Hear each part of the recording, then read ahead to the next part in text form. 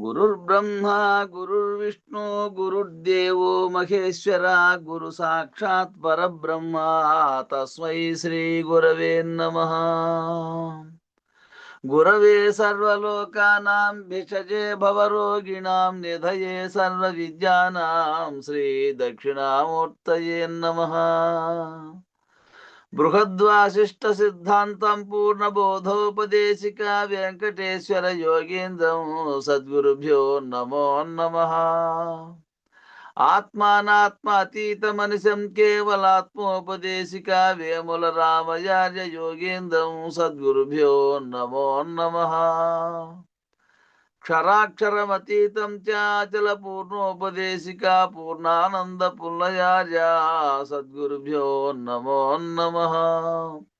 అస్మద్గురు సమారంభం కృష్ణ సాందీప మధ్యమం ఓంకార పీఠ పర్యంతం వందే గురు పరంపరం. వీళ్ళకాల లక్షణాలు కొంచెం ఉందిరా సత్యమొకటి ఉందిరా, అది బట్ట బయలై ఉందిరా. వన్నె చిన్నెలు లేకను అది అంతటా నిండొందిరా. గురు సూచనైనా నరులకు అది గురుతు లేకను ఉందిరా. ఉందిరా సత్యమొకటి ఉందిరా. లేమురా నీవు నేనును లేమురా, ఈ జగమేమియు లేదురా. నీవు నేనును భ్రాంతియేనని ఉన్న బయలును ఎరుగరా.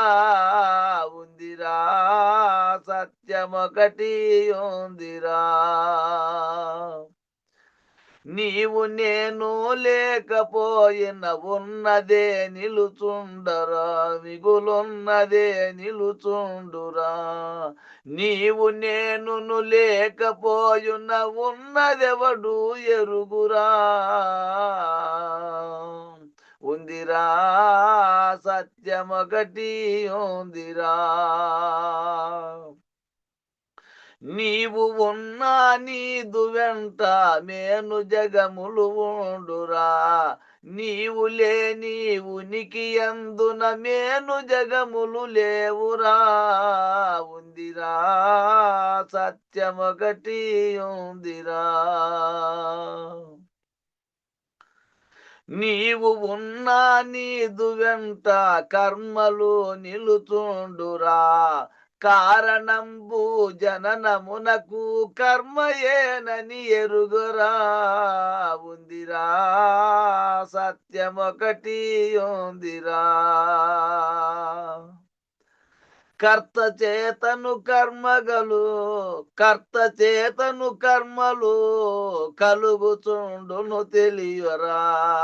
కర్త లేని ఉనికి అందున కర్మలెటులా కలుగురా. ఉందిరా సత్యమొకటి ఉందిరా. బట్ట బయలును గాంచిన కర్త లేదని తెలియరా. కర్త లేని భావమందున బట్ట బయలే నిలుచురా. ఉందిరా సత్యమొకటి ఉందిరా. నిండి వెల్తియులేని భావము ఊహతో నీవెరుగరా. ఊహ జగములు ఉళ్ళక్కేనని వాటిని వదిలుండురా. ఉందిరా సత్యమొకటి ఉందిరా. నీవు లేని సూత్రమెప్పుడు నీవెరిగి ఉండురా. నీవు లేని సూత్రమెప్పుడు నీవెరిగి ఉండుము చాలురా. కృష్ణ ప్రభువుల భావమందున దండిగను నిలుచుండురా. ఉందిరా సత్యమొకటి ఉందిరా. శ్రీ కడలి ఆది నారాయణ సద్గురు కృపచే శ్రీ కడలి ఆది నారాయణ సద్గురు కృపచే సజాపూర్ణ చంద్రుడు పొందిన భావము ఇదేరా ఉందిరా సత్యమొకటి ఉందిరా అది బట్ట బయలై ఉందిరా. జై శ్రీ సద్గురు ప్రభు మహారాజుకు జై. పూర్ణానంద పుల్లయాజులకు జై. విష్ణువానంద కృష్ణమూర్త్యాజులకు జై. అనంతకోటి గురు భక్త మండలికి జై. గురు పరంపరముకు జై. జై గురుదేవ. జై గురుదేవ. అందరికీ జై గురు. గురు పరంపరకు జై. ఇది నువ్వే తయారు చేసావా అన్న? ఇప్పుడు వాడింది సజ్జా పూర్ణచంద్రరావు. మొత్తం వచ్చింది చూడి. ఆహా, దాంట్లో బుక్ లో ఉంటే చదివావా? లేదు లేదు, నువ్వు నాకు పంపించినావు, నేను రాసుకొని ఆయపకు నేను రొంత చదువుకొని ఆయప చేతికి ఆయప పంపించింది అట్లా కాగితం. నువ్వు నాకు పంపించినావు ఫోన్లో. అవునవును. జై గురుదేవ. జై గురమ్మ. జై గురుదేవ. జై గురప్ప. జై.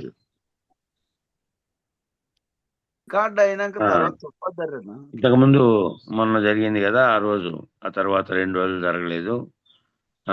ఎక్కడి వరకు అనేది ఒకసారి చూసుకున్న వాళ్ళు చెప్పండి, మళ్ళీ వెనక్కి చెప్పకుండా.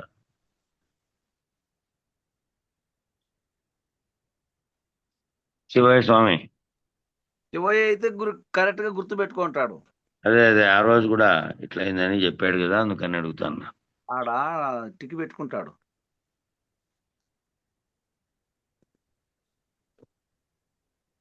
చెప్పండి శివయ్య స్వామి. పలకట్లే.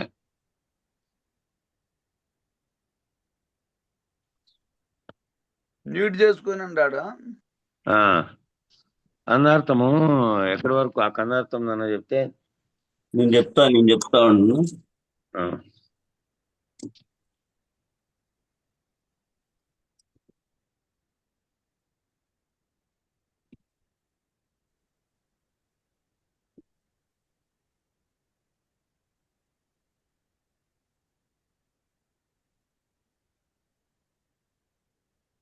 124వ పేజీలో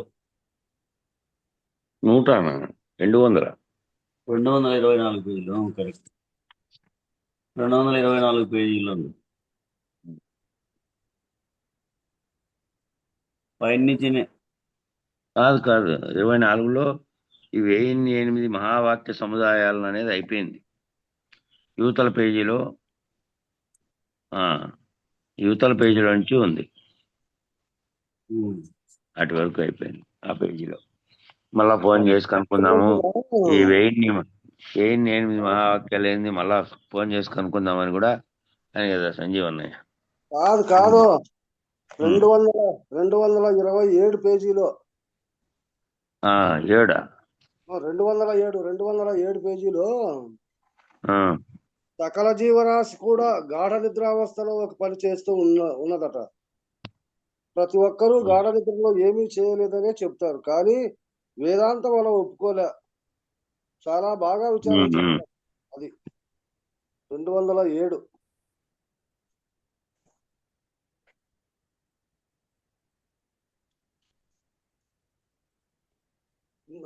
అది కూడా కాదు, అది కూడా కాదు. 53 అయిపోయింది. 53 కందార్థంలోదే 225 పైన నుంచి వీటికి నిలబెట్టేసి వీటికి అయిపోయింది పేపరు అని. ఇక్కడి నుంచినే రండి సార్. 225 అలా ఈ సకల ఆగమములు కానీ డబల్ 2 వెంటబడింది. నిగమములు కానీ అనేది ఆగములు నిగమములు. సరే, ఫోన్ చేసి చెప్పాడు నేను, శివయ్య ఫోన్ చేసి చెప్పాడు. అదే కరెక్ట్, 2025లో. ఈ విధంగా సకల ఆగములు గాని షోడశవస్థ నిర్మితమైనటువంటి పరిణామ క్రమాన్ని అంతా ఆదరించేటటువంటి పద్ధతి. ఈ పరిణామ క్రమం ఏం జరిగిందో ఆ 16 రకాలైనటువంటి అవస్థలుగా చెప్పబడినవన్నీ జరిగిండేటివి 4 జాగ్రత్త కట్టు నుంచి చెప్పారే. ఆ 4 షోడశ అవస్థ నిర్మితమైనటువంటి పరిణామ క్రమాన్ని అంతా అందించేటువంటి పద్ధతి. ఇవన్నీ జనించి చనివిన విధమున ఇవన్నీ ఏ విధంగా తమకు తామే వచ్చిపోతూ ఉన్నాయో, అవి ఎట్లా పుడుతున్నాయో, ఎట్లా పోతున్నాయో, అష్టతనువులు ఎట్లా పుడుతున్నాయో, ఏ రాగం మీద అనుసృతి అవుతున్నాయో, అనుస్యూతమవుతున్నాయో, అనిశ్వతమవుతున్నాయో, ఏ రీతిగా చనుతున్నాయో, లేకుండా పోతున్నాయో, లీనమవుతున్నాయో అని ఆ పేరాన్ని మనం చదువుకున్నాం.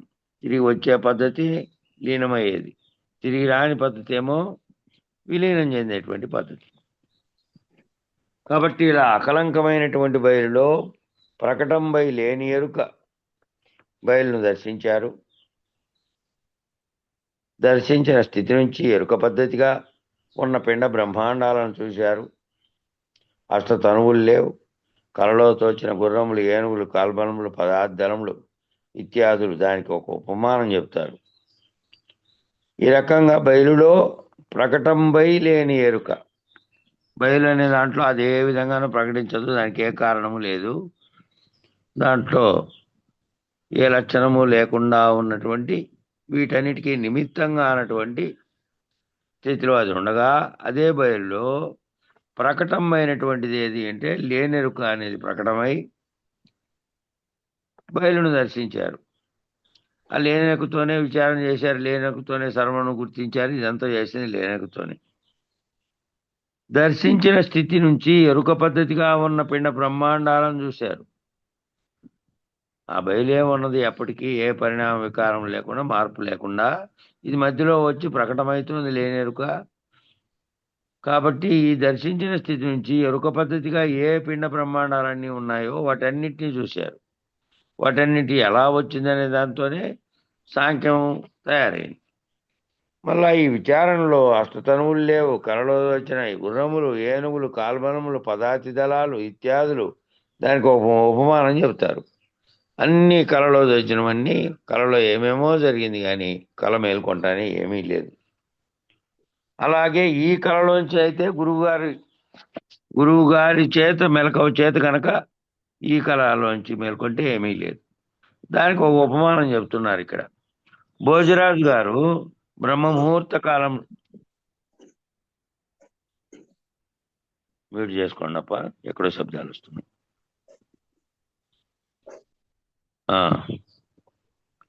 భోజరాజు గారు బ్రహ్మ ముహూర్త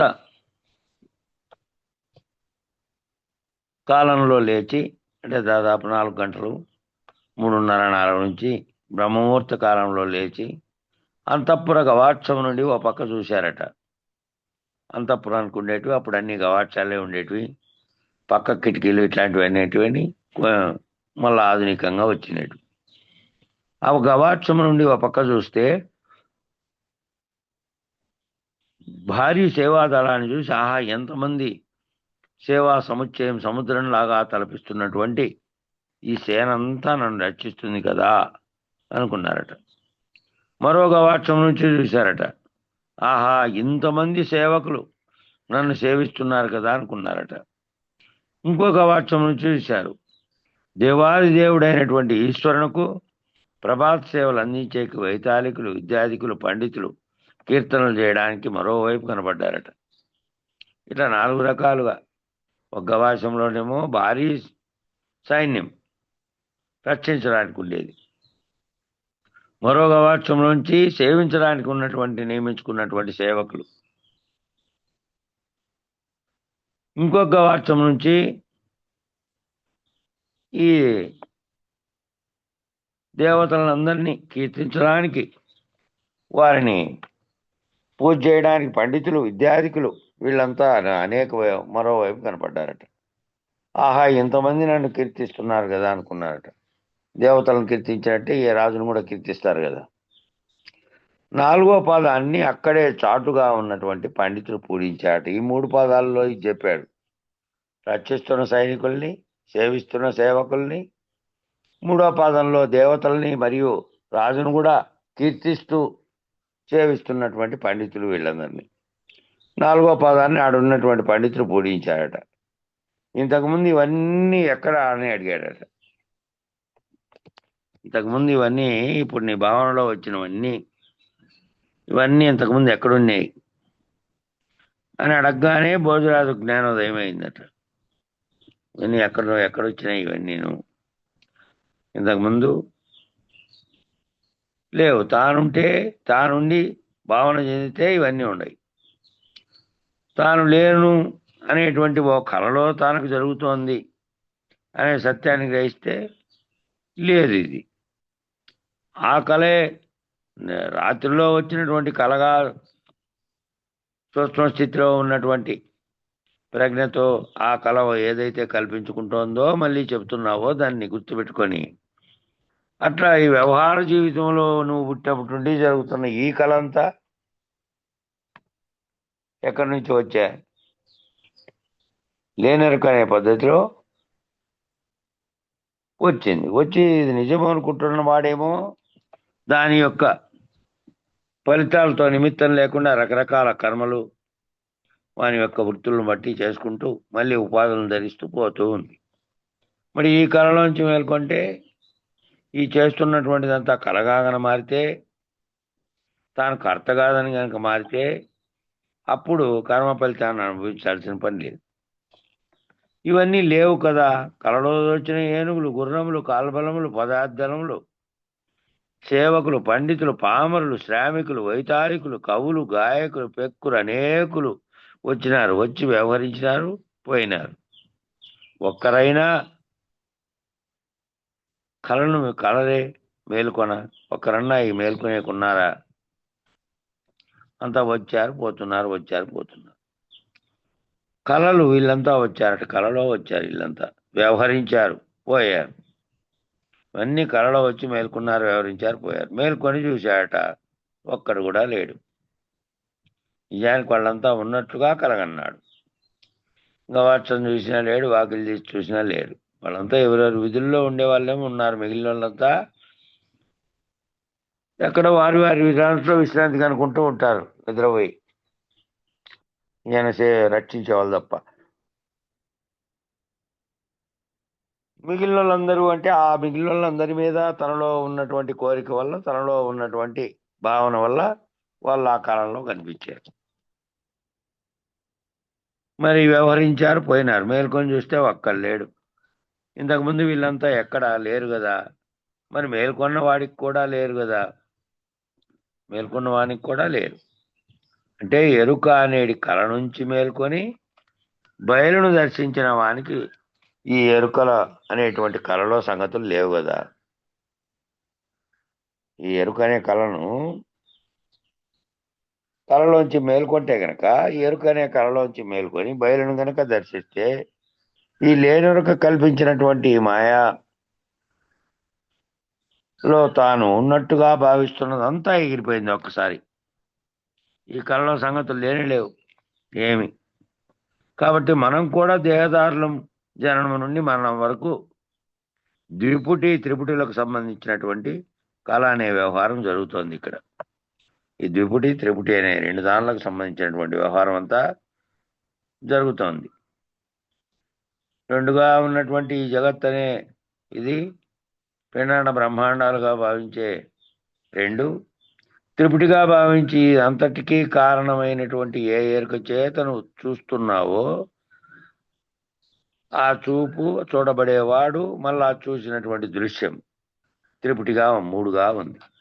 ఈ త్రిపుటి త్రిపుటులు 3 లేనటువంటి వాడు.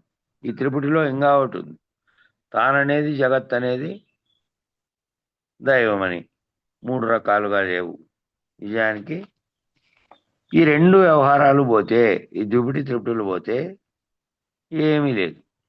ఈ కళలో సంగతుల్లాగా జననం నుంచి మరణం వరకు జరుగుతున్నటువంటి దిపుడి త్రిపుటులు రెండింటికి సంబంధించిన కళ అనే వ్యవహారం జరుగుతుంది. అంటే కళ అనే వ్యవహారం కాకుండా అయితే మళ్ళీ దాంట్లో ద్రష్ట ఉంటాడు, దృష్టి ఉంది, దృశ్యం ఉంది, అట్లాగే నేనున్నా, జగత్తుంది, ఈశ్వరుడు ఉన్నాడు, మళ్ళీ ఈ ప్రపంచానికి సంబంధించిన అన్నీ ఉన్నాయి, పిండాండ బ్రహ్మాండాలన్నీ వేరువేరుగా ఉన్నట్టుగా భావన ఉన్నాయి, ఇన్ని రకాలుగా ఉన్నాయి.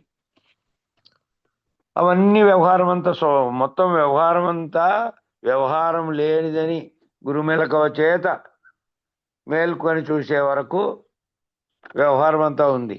వ్యవహారాన్ని నేను భావన చెందుతున్నా కాబట్టి ఉంది.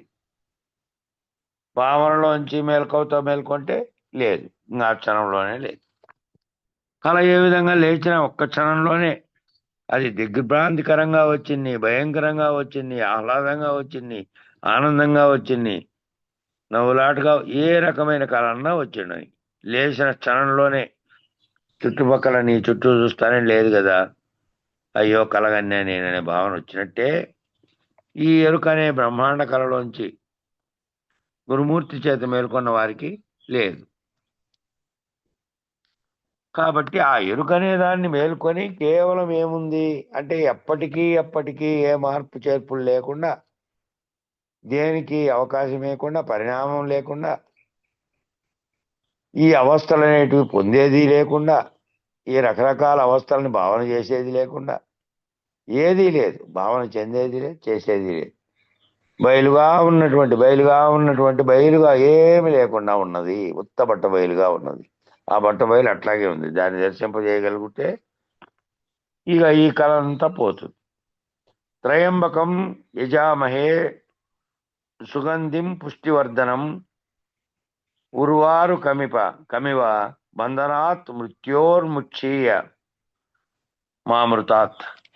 ఇది మృత్యుంజయ మహామంత్రం, మృత్యువుని జయించే మహామంత్రం అని. దీన్ని అందరూ లాస్ట్లో అనుకుంటానన్న ఆయన బాగలేదు అని అంటే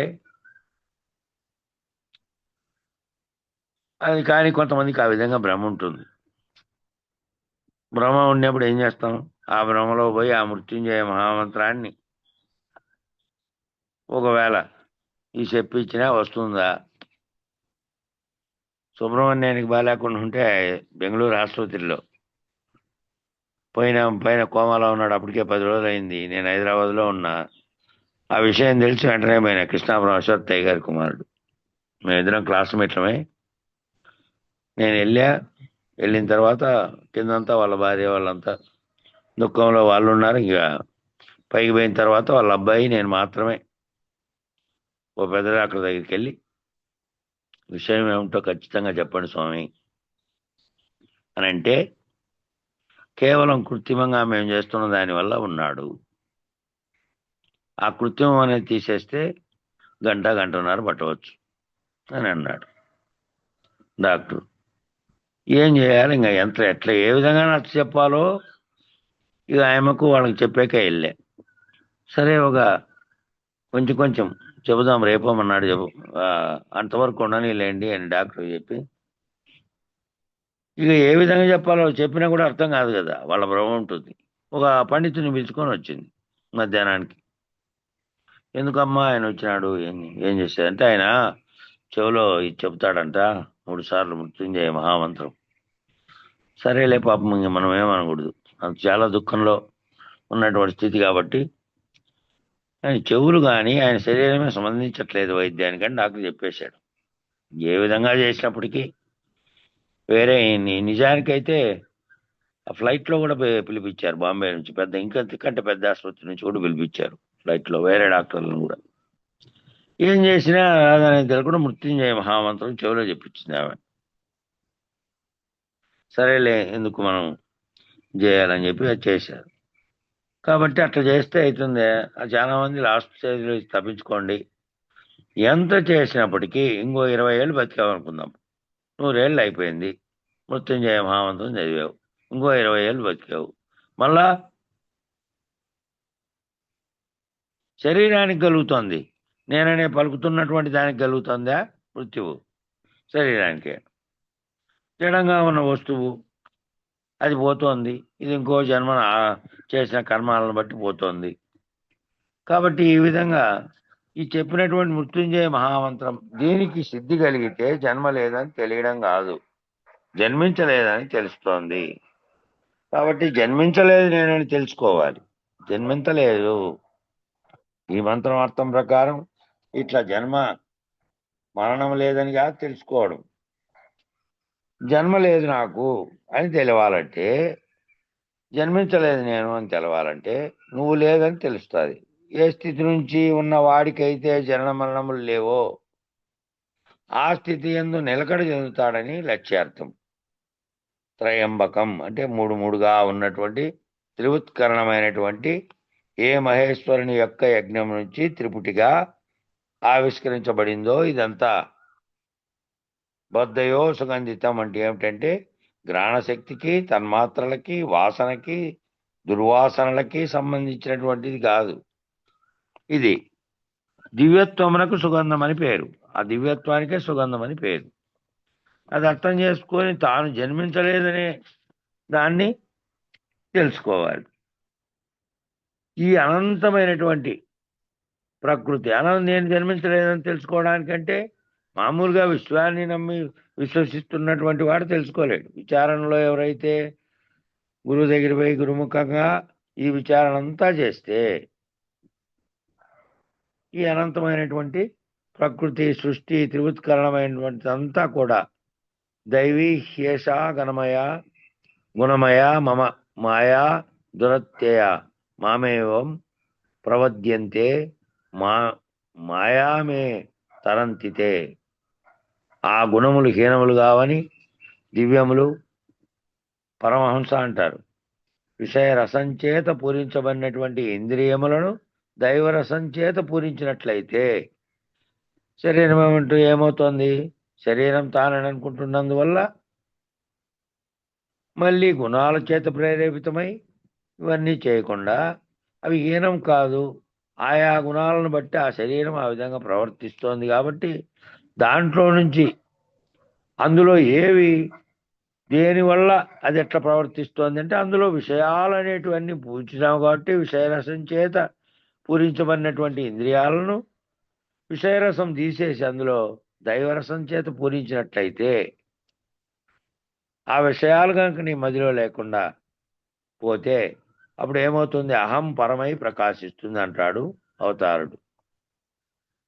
అహం ఏమవుతుంది? అహం లేదు, ఇంకా నేనుంటే దానికి నేను కల్పించుకుంటే నీలో ఉన్నటువంటి విషయరసాలకు ఆ అనుభూతులకు నేను కనుక తగులుకుందంటే అప్పుడు నువ్వు దైవరసం చేత పూరించబడలేవు. ఉన్నది ఒక్కటే, నేను లేనే లేదు.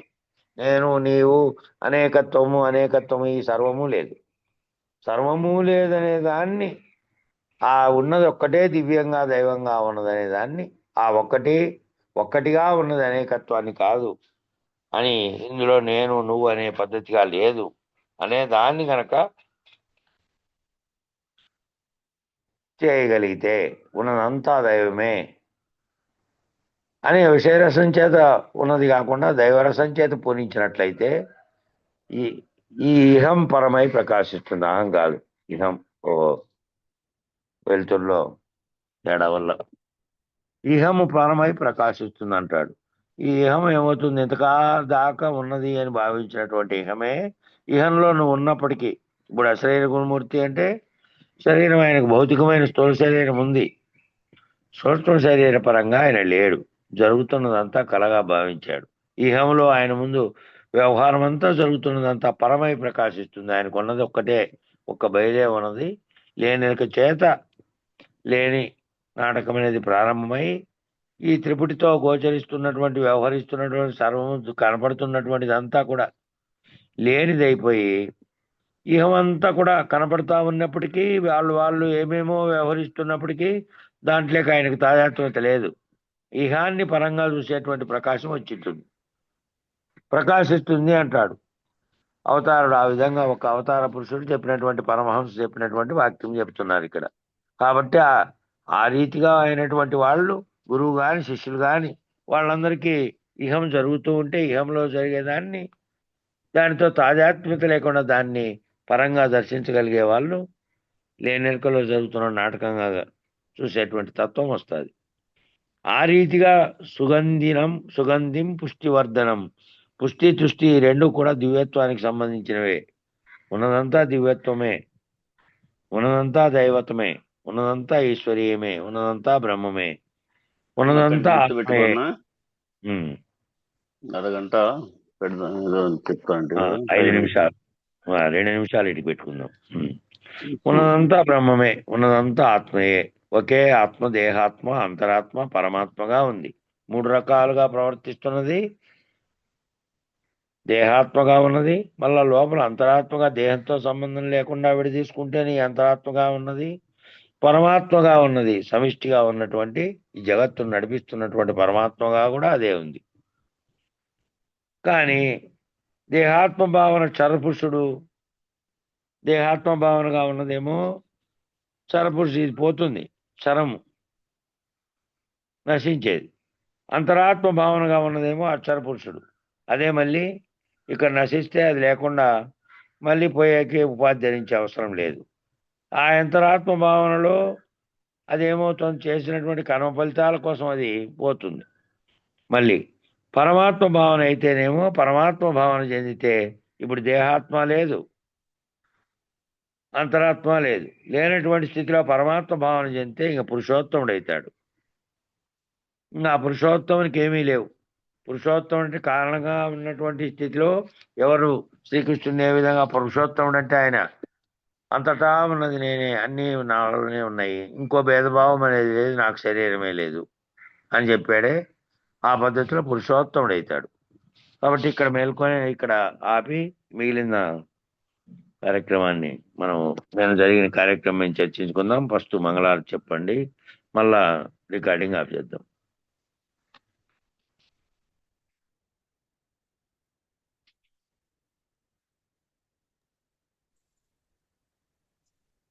మంగళం శ్రీ గురుదేవాయ. నిత్య ముక్తిదాయకాయ నిర్గుణాయ నిర్మలాయ నిత్య మంగళం. సగుణ నిర్గుణ రహితాయ సంకల్పవర్జితాయ సర్వసాక్షతీతునకు సత్యమంగళం.